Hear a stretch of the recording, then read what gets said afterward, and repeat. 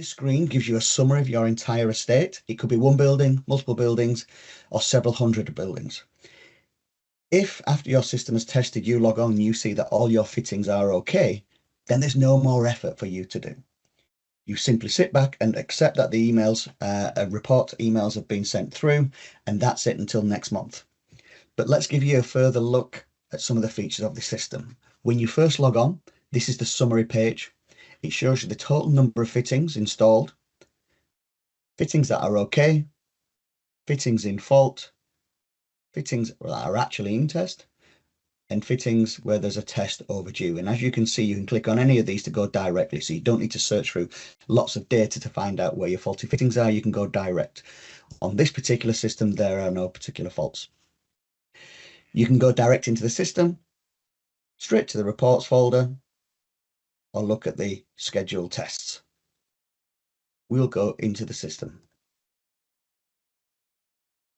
When you first log into a system, if you have multiple buildings or multiple controllers, they will be shown on this left-hand side. To select to view the fittings on each particular building or controller, you select that controller and they're shown here.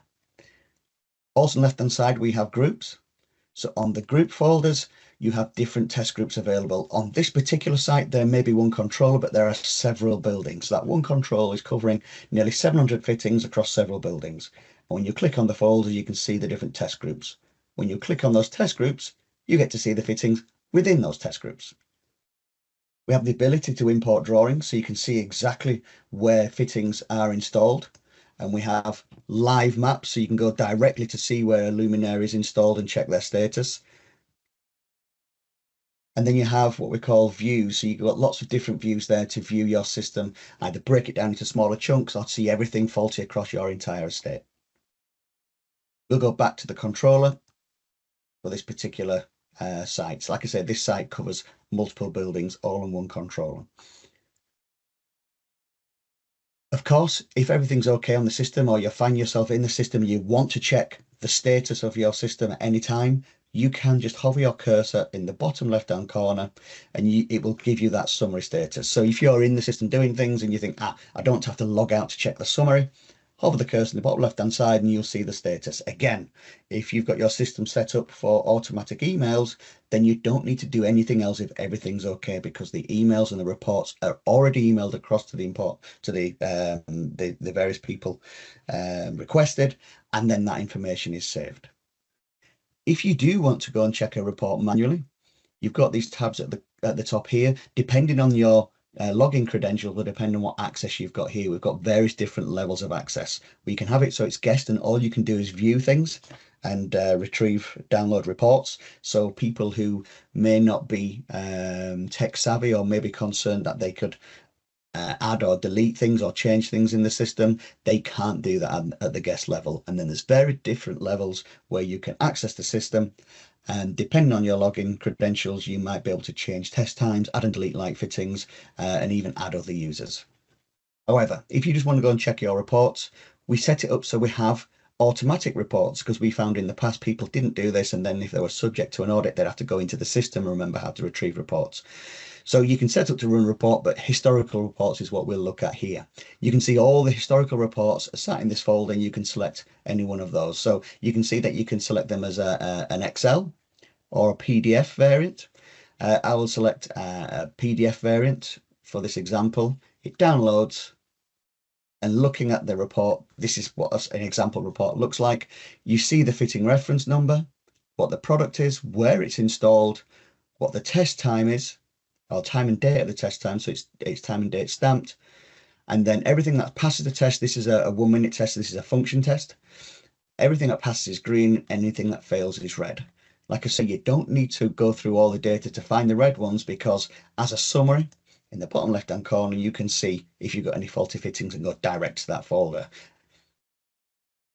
So as you look at these icons here, you can see that they have a soft address. This is BGND11. So this means something to the end user. So this is the Brent block on this example. On the ground floor, fitting number 11. And whilst this view looks quite pretty, you don't get an awful lot of information. So I prefer a different view, the detailed view. I find this very interesting for those managing systems and managing them over a period of time, because you still get the icons and the soft address, but you get more information and you can decide what information is shown here. So you can see the fitting status. If the lamp is on, you can see the lamp is on, the maintained fittings or non-maintained fittings where it's off, the battery status, the status of the comms, and then recent information for the test history. This information can be selected by the end user. So we can say, okay, I'm going to take the status off, but what I do want to know is which building this fitting is installed in, which floor, what the location is, to give me more information so I understand exactly where this fitting is installed and what the health status is. Any of these views can be downloaded, CSV, Excel, PDF, so you can check or create a report yourself, should I say, of this information you're viewing here. You can check all sorts of different pieces of information. You can see when the light fittings have been commissioned, so when they've installed and commissioned. You can check the communication, so you can check the quality, if you like, of the information. Link quality is good on these. Anything above 70% is considered good comms.